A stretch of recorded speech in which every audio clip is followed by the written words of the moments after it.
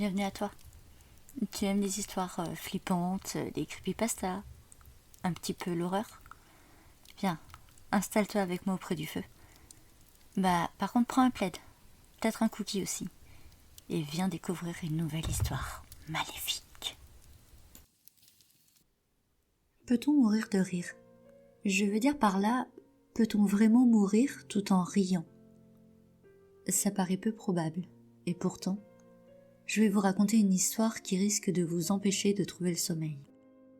C'était il y a 3 semaines, lors d'une excursion scolaire, que tout a commencé.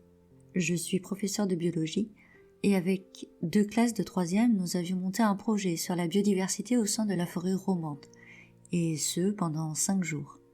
Après un périple en car de plusieurs heures pour arriver en Suisse, nous étions enfin heureux de pouvoir nous dégourdir les jambes.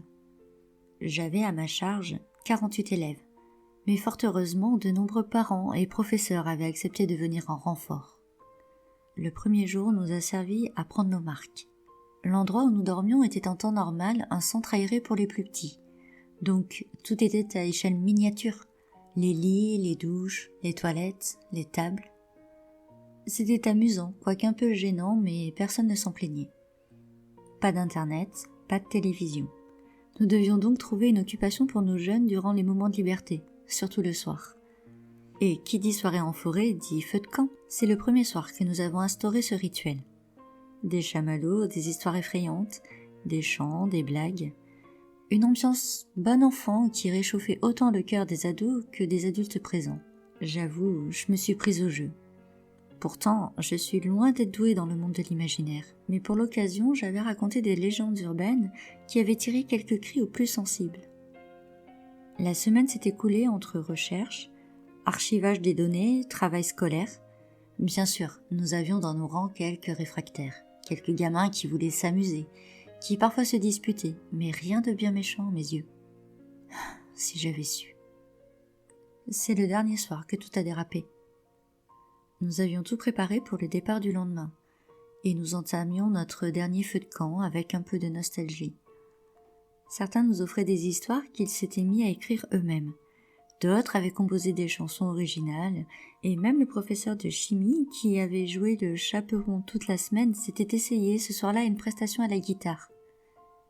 L'ambiance était chaleureuse, et rien ne pouvait annoncer la fin de cette soirée.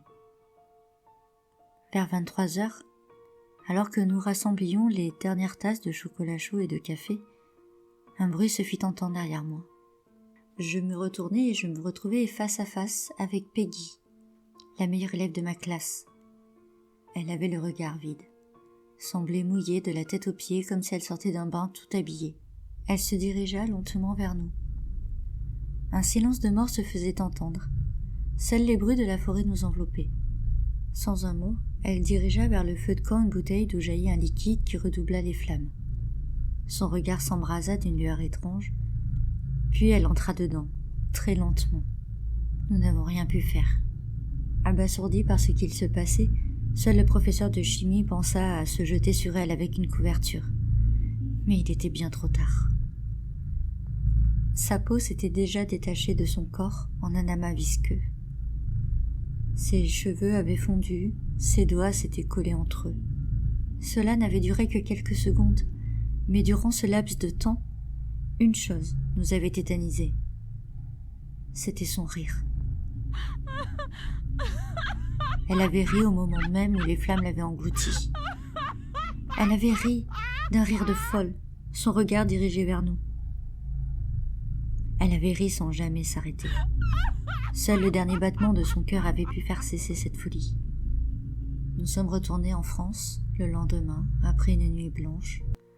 Le corps de cette pauvre Peggy attendait son rapatriement bloqué dans une morgue du pays voisin. Vous en êtes à vous demander ce qu'il y a de tellement effrayant dans cette histoire? Elle n'est pas terminée. 3 jours après notre retour, j'ai reçu un appel de la maman de Peggy. Bonjour, je voulais vous parler de ma fille et de ce qu'on a trouvé dans ses affaires à la morgue. Elle tenait un journal intime. La semaine que vous avez passée auprès de vos élèves a été un enfer pour elle. Je tenais à vous avertir. Nous avons déposé des plaintes à l'encontre de certains de vos élèves, ainsi qu'à l'encontre des chaperons, dont vous. et contre l'établissement scolaire. Je restais médusée, je ne comprenais pas. Durant toute la semaine, elle a subi de nombreuses brimades physiques et psychologiques. Peggy la truie, Peggy la cochonne, Peggy la salope. Voilà ce qu'elle a entendu pendant 5 jours. Elle a été giflée, griffée, mordue. Je peux même pas vous en dire plus. Je vous faisais confiance et j'en ai perdu ma fille. Je vous hais tellement. Vous mériteriez tellement d'en subir davantage que ce qu'elle a connu pendant cette semaine. Et j'ignore si c'est le cri de rage d'une mère en peine ou si ce soir-là c'est la haine de Peggy qui a pris vie. Mais depuis, son rire nous hante tous. Depuis 1 semaine, nous avons perdu 5 des élèves présents durant l'excursion. Tous sont morts dans de troublantes circonstances. L'un a péri dans son bain en s'électrocutant avec son portable. Un autre s'est fracturé le cou en tombant des escaliers du collège. Une autre encore s'est jetée sous les roues d'un camion. Le 4e a été retrouvé au fond de son lit, une bouteille à la main qui, après examen, contenait un puissant décapant. Et la dernière a basculé du haut d'un pont alors qu'elle rentrait chez elle. Chacun d'eux a été retrouvé avec le visage bloqué dans un rictus mortuaire. Il semblait qu'ils riaient lorsque la mort les a fauchés. Des accidents et un suicide, d'après l'enquête en cours. Mais je sais ce qu'il en est vraiment. Je le sais car bientôt ça va être mon tour. Peggy a inscrit mon nom sur son journal intime, me tenant responsable de ce voyage scolaire. Elle a tenté de me parler durant ces 5 jours, mais ce n'était jamais le moment. Je n'ai même pas pris quelques minutes pour l'écouter. Maintenant, vous pouvez commencer à avoir peur. Ce rire me poursuit depuis qu'on est rentré chez nous. Ce rire me hante chaque nuit, chaque jour, chaque seconde de ma pauvre existence. Je vous repose une dernière fois cette question. Pensez-vous qu'on puisse mourir de rire ?